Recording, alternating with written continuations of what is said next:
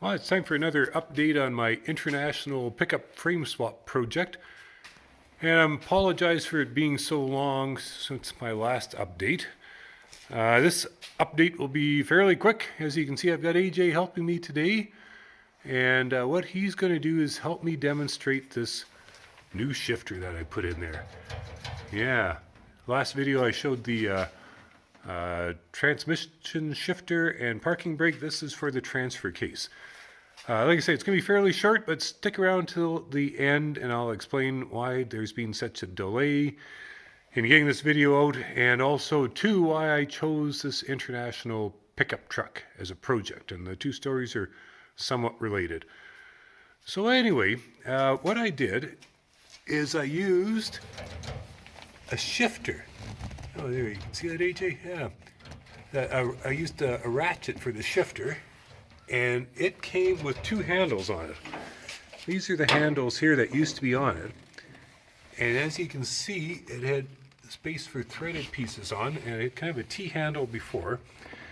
And it's just a cheap ratchet that I got, and I think it was made in China or something like that. But I looked at it and I thought, boy, it'd make a good shifter. The idea behind it is once it's shifted from low to high, you can't move it. Give it a wiggle there and you can show AJ. Wiggle that shifter back and forth, and you see it doesn't shift. But if AJ moves this piece, the ratchet mechanism, now it will shift. Put it in low gear, go all the way down. This way? Yeah, there, it's all the way down. Now try pulling it up. See, it won't pull up? Yeah. Yeah, now change the shifter again. And pull it back up. Now it can be moved, and now it can't move again. It's solid in there. So I think that'll work good. What I'll do is I'll just go around the other side, and you can see the linkage that I hooked up as well. I don't know if this is super visible here, if I'm going to need a light. Oh no, you can see it through there. Okay, AJ, go ahead and work the shifter there. Okay. Yeah, it'll just take a second here. Turn it. Yeah, turn it. Oh yeah, there you can see how it works. Go all the way up, or all the way down with it. There, and that shifts it from low to high. Go the other way, there it goes back down again. So anyway, what I'll do is I'll pull off this cover, and so you can see that shifting linkage a little bit more closely. Yeah. And then as I said, after that, I'll explain why there's been a delay. Yes, AJ? I want to see that here. Oh, you want to see it under there? Okay. We'll pause this, I'll show that to you, okay? Okay, there's a better view at that ratchet mechanism, which forms part of the shifter. And here you can see this used to screw into there, like that. And there used to be one on the other side, and there's a little T-handle on that ratchet. You can take that out, AJ. And we'll show them how this one fits in. This is the handle that I made. And I don't know what that lever came from. It's from an old piece of equipment or something like that. And I just had it laying around, and I thought it would make a nice shifter handle. So anyway, what we'll do is we'll take this one right out. Yep, you're turning that the right way. Take that one out completely. Whoops, that's okay. We'll put this one in. I think that'll be fine. Yeah, it'll be fine. We'll pick it up later. Anyway, you can see that just threads right into there. It's just a bolt that I welded onto that shift lever. And I think that makes a nice handle. It kind of matches the other shifters that were in here already. So anyway, AJ's got that screwed in. And as you can see, it's a pretty simple setup, and you can see the linkage down there. And I think I explained that once before, but I actually used, I think it was a 9/16 wrench that goes right onto the transfer case, and I just drilled a hole through it. And there, you can see it come up. Now move it the other way, AJ. Okay. And now it goes back like that. Yeah, So not too much to it. you see that ball? I saw that move. Yeah, you saw it move too? Yeah, keep going. It wants to pull it up. It pulls it up, yeah. And turn this again to release it. That's pretty cool, eh? Yeah.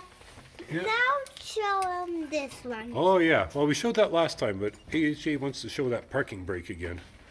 That works pretty good. You pull that. See? There was that like this.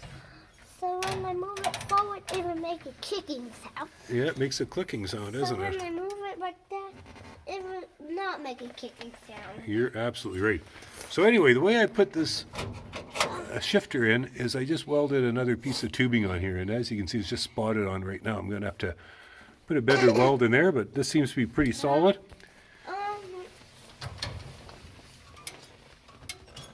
Yeah, so maybe we'll pause it here, AJ, and then we'll tell the story about why we're delayed, okay? Okay. Okay. Okay, so AJ and I are sitting in the truck. It's pretty comfy in here, isn't it? Yeah. Yeah. Okay, so why I was late with the last video is I got a call saying my 89-year-old father had taken ill and it was in the hospital. So went back to Manitoba to see him. Got a little bit, spent some time with him, but unfortunately he didn't make it. So that was sad. AJ came down too. Remember the funeral? Yeah. Yeah. Yeah, it was tough losing a father or a great-grandfather. Yeah. But at least we know he lived a long, full life. Great-grandpa was a farmer, wasn't he? Yeah. Yeah, and grew up on a farm in southern Manitoba. And we had a lot of old equipment. It's called in Miami. It was close to Miami, yeah. There's a Miami in Manitoba. That's where the farm was. And he had a lot of old equipment, including an international pickup truck. A 1951. This is a 1956, but the trucks were very similar. And that was the first truck that I'd ever driven. I learned how to drive with that truck. So I've got a special connection with international pickup trucks. And when I was looking for a project, I went to find an international. And my wife and I were coming back from Vancouver Island, and we saw this yard with a bunch of old vehicles, and we stopped. And sure enough, there was this international pickup truck in there. And the guy said he might sell it. And he had a really special connection with it. It was his father's truck. And he had lots of nice stories about it too, about how it was used for logging in BC.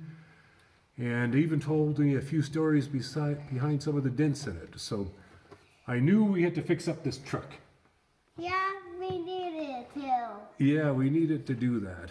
And it's just a special connection sometimes here with vehicles because of what you've experienced. And I'm hoping AJ might have that same experience where some vehicles might have a special connection to him as well. And I think we might be doing that out in the shop here, doing these types of projects. So anyway, I think we'll end this video here.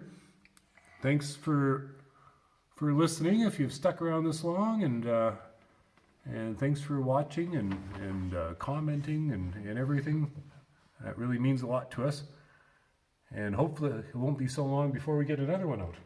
You want to say bye, AJ? Bye. Yeah, we'll see you next time.